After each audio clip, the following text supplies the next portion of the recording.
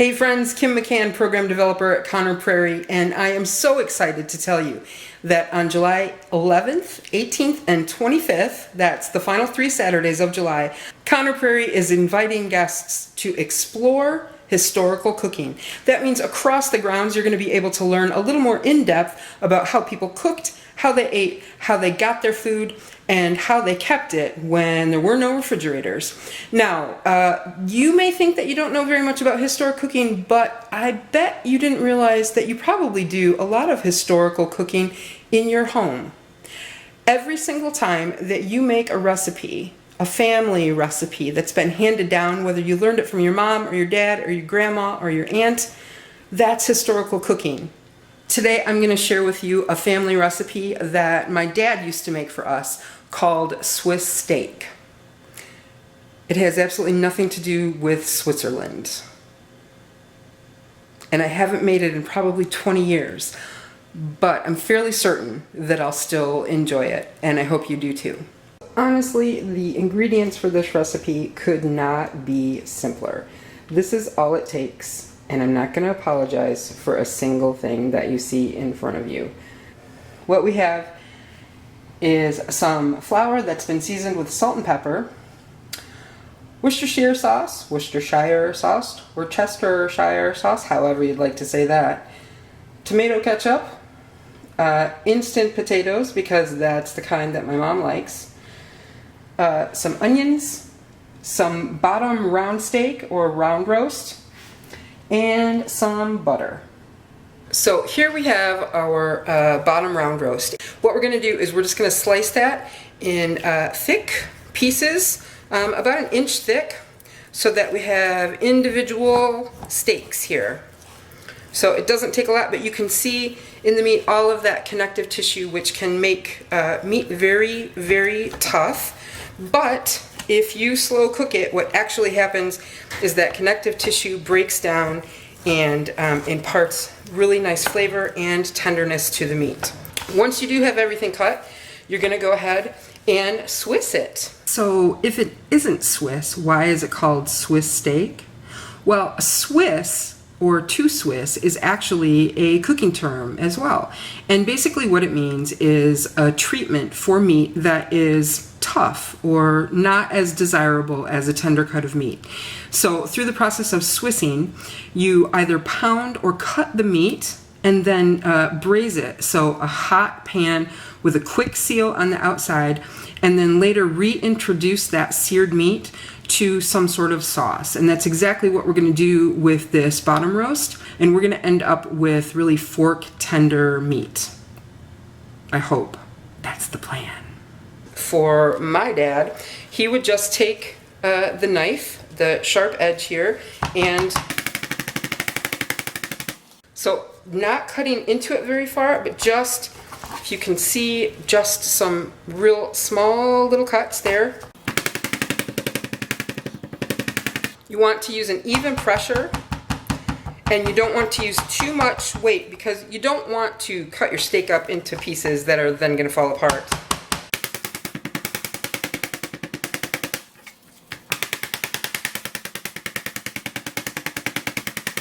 So that's been Swissed. Now, once you've got your steak Swissed, what you're going to do is you are going to dredge it in some flour. And this flour has been seasoned with salt and white pepper, because I like white pepper. That is not how my dad made it, but that's okay with a family recipe to kind of do your own thing and make it yours, especially when it's an older recipe and taste might have changed or ingredients aren't available. So a good dredge in seasoned flour, and then just set that aside. Alright, so here you can see I've got all of my steak Swissed, and I've got it dredged in the seasoned flour. And you might ask yourself, Kim, if I am trying to avoid carbs, can I skip the flour? If you're trying to avoid carbs, this is not the recipe for you. It's full of onions and tomato ketchup and things that are bad for you. This is not about good eating. If you're asking about the flour for gluten-free purposes, I couldn't tell you for certain.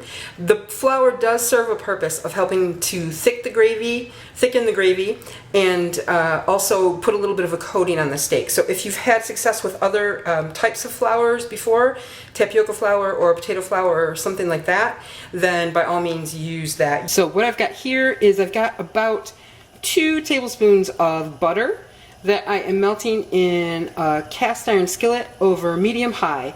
And I'm going to get that nice and hot, and then I'm going to drop my steaks into that delicious butter.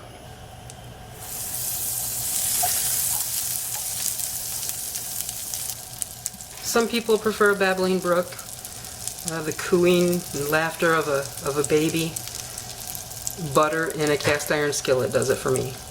Now that that butter is nice and hot, I am going to lay my steaks in. Here's the biggest mistake that people make when they are frying and braising things, is that they crowd the pan. So what happens is that the meat that you're frying actually puts off a lot of steam, and it actually ends up sort of steaming your meat instead of frying it. So you're not going to ever get that nice crisp brown color. And people also turn down the heat because they're a little worried about burning anything. Do it in batches so that you don't crowd the pan. I wouldn't put things any closer than this if you want to get a good braise.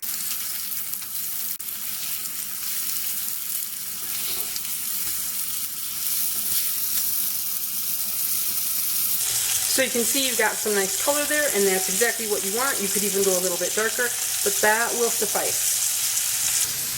Everybody's got a different method for cutting onions. Here's mine. I find it to be pretty quick and easy with good result. So I'm going to cut off both ends. Then I'm going to cut right down the middle. And then I'm going to peel off the outside.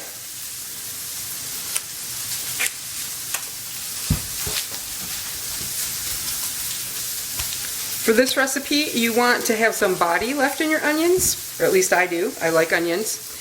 So I am going to just take these half moons, just like this, and cut them in about a 1/2 inch slice.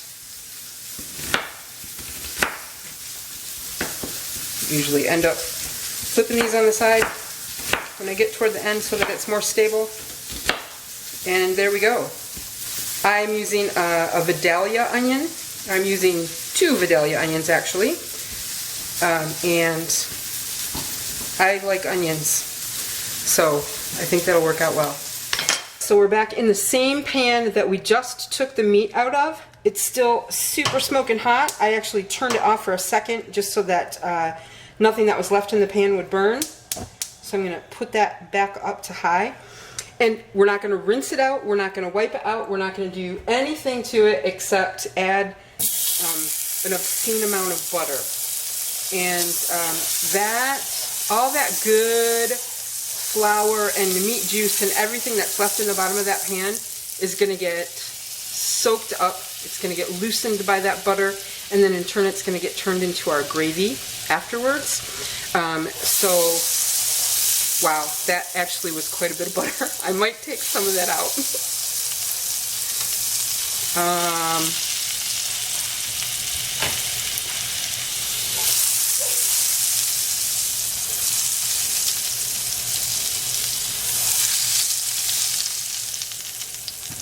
Yeah, took out about 1/3 of that. So now in that beautiful brown butter, we're going to put all of our onions. Now, you want to watch your heat on this. Once you've got your onions moving around, you want to bring your heat down because you don't want to caramelize and cook down these onions too much. What we're really doing is we're doing a quick sear on the onion, and then look at all that delicious brown coming up from the pan. What we're going to do is we're going to sweat them. So we're going to let a lot of that moisture come out of them, which, 1, gives us some good onion juice for our gravy, and 2, it loosens them up, but it leaves them with some body. So they'll still be, you know, a bite. They'll be a little more cooked than al dente, and that's what you're really looking for.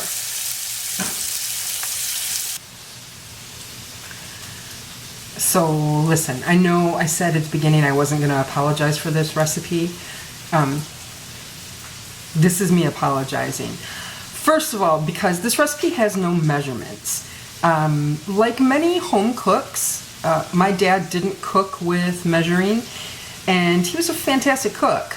And he taught me how to cook mostly by letting me watch him cook, which is fine. But I always had to guesstimate. When he made things that he was really good at making, I would need to watch really carefully. So what I'm making today is really from my memory of how my dad made it. There's no measuring. I'm using 2 onions. I'm using about 2 pounds of meat. I'll probably use most of a bottle of ketchup and half a bottle of Worcestershire, and all told about a half a cup of butter. And that's where the other apology comes in, because there's a lot of butter in this recipe. So checking back on the onions, you can see they've got a nice bit of color to them. They're saturated with butter. They're just becoming a little bit opaque, which is exactly where you want them to be. Now, before I add the steak back into the pan, I'm going to take a little bit of the flour that was left over from dredging, and I'm going to sprinkle that over these onions, probably about 2 to 3 tablespoons worth. And then I'm going to move that around. If you've ever made gravy before, you know that flour and fat is the basis for your roux or your thickening paste for your gravy. And that's basically what we're doing. And I want to give that flour just a minute to cook. I know it sounds silly because it is going to cook in just a minute for quite a long time, but flour can taste really raw if you don't expose it to a high heat before you get it really wet. So you do always want to cook your flour out just a little bit. And then we're going to get those steaks moved back in. So I just use my hands and kind of push the onions aside, because you really want that steak to get back in contact with the pan. What you can do is, to make yourself some more room, is move those onions on top of that steak. And now it is okay to crowd the pan, because you're not trying to get a sear on that meat anymore. You're just wanting it to get hot. Looks pretty good, doesn't it? Now, folks, comes the mastery, the pièce de résistance, the true sauce elegant, ketchup and Worcestershire. If you're gasping in horror right now, get over yourself.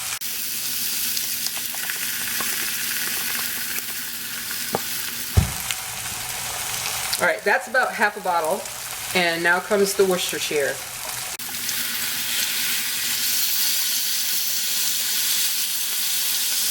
So I think in all, about 1/4 of a cup of Worcestershire sauce, and half a bottle, half of a 24-ounce bottle of ketchup. And then I'm just gonna give that, honestly, an extremely cursory little mix to kind of move things around, get some of those onions up on top.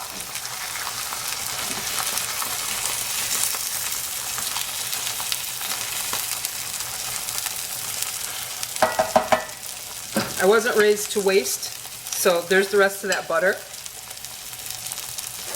Evil! And then I'm going to put a lid on it. So now that the lid is on, I've turned down the heat to about a 3 on a gas stove. So you're talking about low, medium low. You want the meat to simmer, and it's going to simmer for at least 30 minutes, maybe 40. The thing that's great about this recipe is that now that that meat has to do nothing but sit there and cook, I've got time to make my potatoes, whether they're real potatoes or instant potatoes, and clean up the mess that I made making the meat. I mentioned that I have not made this in probably 20 years, and there's a reason for this, obviously, because you saw the amount of butter and ketchup that goes into this recipe. But it really is a fond memory of food in my lifetime, and my brother and sister would attest to that too. Food has this really fantastic ability to transport us through time. Whether we're making something from the 17th century or 18th century or 19th century or 20th century, we're really, when we eat that food, being transported to that moment in time, especially when we've had experience with that dish. Food brings people together, whether it's family or friends, strangers. It creates a sense of community. And because food is a highly sensory experience, we taste it, we smell it, we see it, we hear it. It's ingrained on a lot of synapses in our brain. So when we smell that food, like right now, I'm smelling that steak simmering away in the pan, and it's taking me right back to the kitchen of my early childhood. And being in that kitchen with my dad while he cooked this, setting the table, what that table looked like, probably making an iceberg lettuce salad to go along with this, maybe some corn, because why wouldn't you have corn with potatoes and onions and ketchup? I really urge you to create some of those dishes that you haven't had in years. It's really evocative. Even if it turns out horribly, it's a good laugh for the family or the friends that you're with to think that it was something that you really used to love, and have a conversation about how different your taste buds are now, or how different food is, even in a short span like 20 years.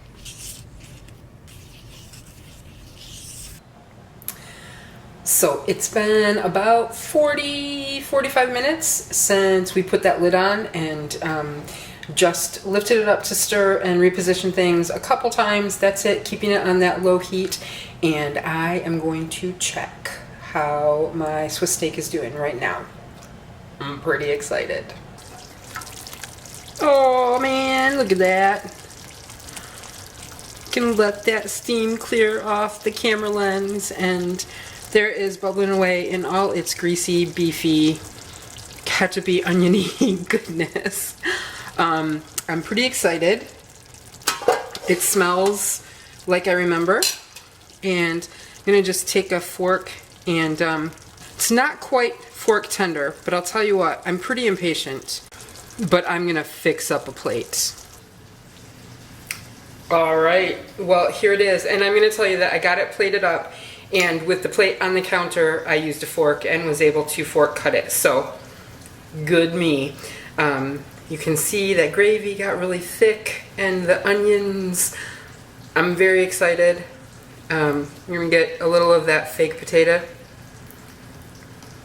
My mom will be very annoyed with me, but the proof is in the tasting.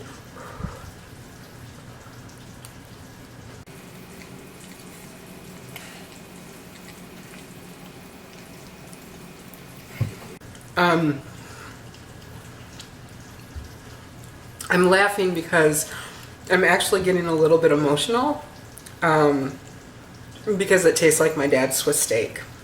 Man, food has that power. It has that power to transport us and take us on a time machine ride to the past. If there's something that your family made while you were growing up and you haven't had it in a long time, you haven't cooked it, I really urge you in the next couple of weeks to put that dish together and sit down at the table with some family and friends and just take that ride. Tell some stories, relive that time. I'm gonna stop talking in just a second because I want to eat more of this. I'm fairly certain I'll probably get a comment on this video from my dad telling me how I did it wrong, and probably also a comment from my mom wondering why I'm not making her recipe of Christmas cookies and then sending them down to Florida. Because it's July, Mom, and I'm not making Christmas cookies in July. If you do cook a nice piece of family history, please take a picture and share it with us down below in the comments along with the recipe if you'd care to share. And if you'd like to share on Instagram, please tag us at Conner Prairie with the hashtag CookHistoryCP. I want to remind you, explore historical cooking Saturdays for the rest of July. And also on Saturdays, we will be releasing one each Saturday another episode of Sourdough Diaries with Sarah Rich Creek. So tune in for that too. Thanks so much for joining me today, and enjoy. Bon appetit.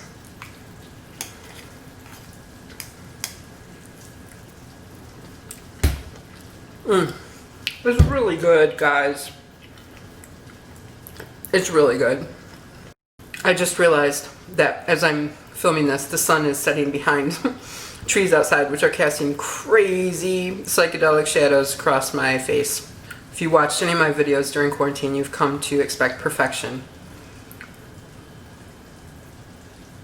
Live with it. Bye.